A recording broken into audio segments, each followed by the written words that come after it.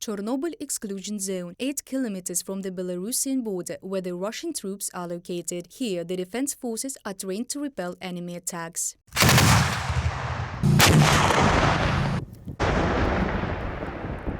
According to the legend of the exercises, enemy troops are trying to land on this territory. 5 helicopters, 100 soldiers. The first battle is by artillery and mortars. Those who managed to survive under the onslaught of Ukrainian artillery, tanks are waiting for them. T-64s, together with American International Max Pro armored vehicles, are clearing the bridgehead. When the smoke over the simulated battlefield cleared, the Ukrainian defenders get a new legend. Part of the enemy unit managed to escape. They are hiding in the building. Defense forces are going on the assault.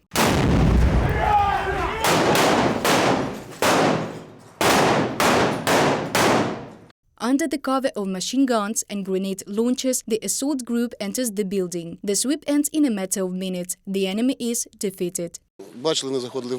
Well, we captured the building. First there was an explosion, and then shooting. Such a military rule. A grenade enters the room first. There is no threat as such. We periodically have such exercises. First in theory, then on the ground, in practice, and then with the usage of military equipment. This is planned combat training. We worked out one of the elements. This is the meeting and destruction of air targets when trying to land a tactical assault. I believe that all the assigned tasks have been completed. We are developing new skills, improving every day, and I know for sure that the enemy will not pass on our side. Western equipment is helping the armed forces to defend Ukraine. For example, the American Max Pro armored vehicle equipped with a machine gun. We arrive, destroy subversive and reconnaissance groups, air targets, and then the landing force sweeps everything that remains of unfriendly neighbors. And in order to protect the sky better, the volunteers handed over to the armed forces of Ukraine a batch of armored vehicles which were equipped with machine guns.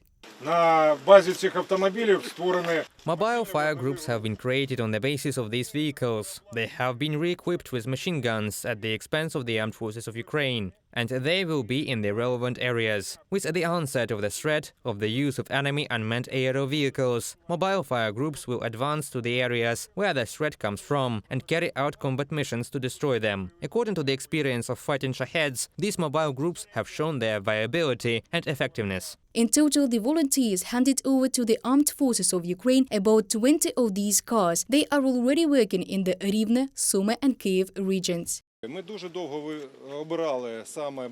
We choose the brand and model of cars that we will transport to Ukraine and donate to the armed forces on a charitable basis for a very long time. And we settled on the F-250 and F-350 Fords. This is an all-wheel drive truck. It can either be a part of mobile fire group or bring armor to zero, or take the wounded to the rear. Artem received one of the cars. He has been defending the sky over Ukraine since the first days of a full-scale invasion. He says that the Russians are trying to conduct reconnaissance near our northern border. They are launching reconnaissance drones. However, they are afraid to enter Ukrainian airspace, so they work only along the border.